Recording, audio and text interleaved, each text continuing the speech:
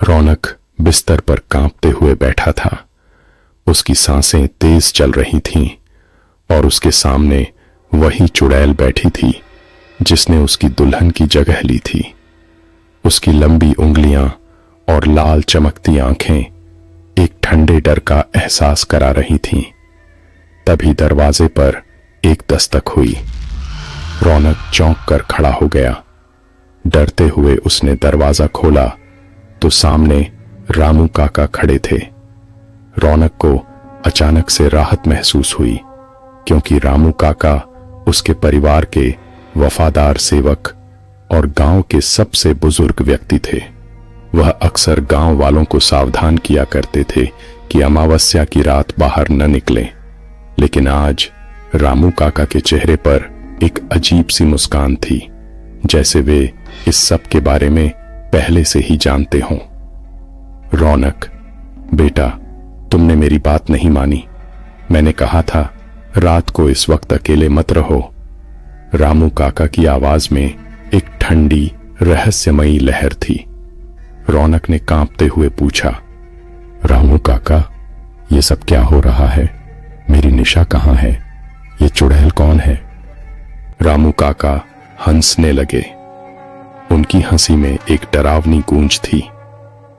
बेटा, यह चुड़ैल वही है जिसे वर्षों पहले गांव वालों ने इस पेड़ के नीचे मार दिया था। तुम सोच रहे हो कि निशा कहां है? तो सुनो, निशा अब इस दुनिया में नहीं है। उसकी जगह इस चुड़ैल ने ले ली है। रौनक के पैरों तले जमीन खिसक गई। उसकी आंखों के सामने अंधेरा छाने लगा। लेकिन यह कैसे हो सकता है?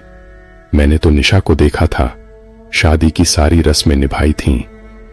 रामू काका की आंखों में एक शैतानी चमक आ गई। उन्होंने कहा, जो तुमने देखा वह एक माया थी। ये चुड़ैल हर बार एक नई दुल्हन की शक्ल लेकर आती है। जिस भी लड़के की शादी होती है, उसकी दुल्हन को ये मारकर उसकी जगह ले लेती है। रौनक अब पूरी तरह से टूट चुका था। उसकी आंखों में आंसू आ गए थे। तो अब मैं क्या करूं? निशा को कैसे वापस लाऊं? रामू काका ने एक ठंडी आह भरी। बेटा, निशा अब कभी वापस नहीं आएगी, लेकिन तुम अभी भी बच सकते हो अगर तुम मेरे कहे अनुसार चलो। रौनक के मन में सवालों का तूफान चल रहा था। वह रामू काका की तरफ देख रहा था, लेकिन उसे उनके इरादों पर शक होने लगा था। तभी चुड़ैल ने बोलना शुरू किया, तुम्हारे गांव में हर शादी एक शापित है और इसका कारण तुम नहीं जानते। इस गांव के बुजुर्गों ने मुझसे धोखा किया था और अब हर शादी में मैं दुल्हन बनकर आती हूं। रौनक ने गुस्से में पूछा, यह सब किसने किया था और तुम किससे बदला ले रही हो? चुड़ैल ने अपनी लाल आंखों से रामू काका की तरफ इशारा किया। यह वही आदमी है जिसने मुझे धोखा दिया था। यह तुम्हारे परिवार का हिस्सा नहीं है, बल्कि वही है जिसने मेरे साथ इस गांव के बुजुर्गों के साथ मिलकर मुझे मारा था। रौनक के दिमाग में यह सोचकर हलचल मच गई। क्या रामू काका वही हैं जो इस सारी भयानक घटना के पीछे हैं? उसका मन घबराने लगा और वह समझ नहीं पा रहा था कि किस पर विश्वास करे। रामू काका अब भी शांति से खड़े थे, लेकिन उनकी आंखों में कोई रहस्य छिपा हुआ था। तभी चुड़ैल ने कहा, अब यह फैसला तुम्हारे हाथ में है। रौनक, तुम या तो मेरे साथ जाओगे और सच जानने की कोशिश करोगे, या फिर रामू काका की बात मानकर अपने परिवार के साथ रहोगे। रौनक की सांसें तेज हो गईं। वह समझ नहीं पा रहा था कि क्या करे। रामू काका धीरे से उसके पास आए और बोले, बेटा, इस चुड़ैल की बातों में मत आना। ये तुम्हें बरगलाने की कोशिश कर रही है। तभी अचानक एक और मोड़ आया। रौनक को अचानक अपने बचपन की कुछ यादें याद आईं। उसने देखा था कि एक बार रामू काका और गांव के कुछ बुजुर्ग एक रात गुप्त रूप से जंगल में जा रहे थे। उस वक्त वह बच्चा था, इसलिए उसने उस पर ध्यान नहीं दिया था। लेकिन अब उसे वह घटना समझ में आने लगी थी। रौनक ने रामू काका से पूछा, रात को जंगल में तुम और बाकी गांव के लोग क्या करने गए थे? रामू काका के चेहरे पर पसीने की बूंदें आ गईं। वो तो एक पुरानी बात है बेटा, उससे तुम्हें कोई लेना देना नहीं।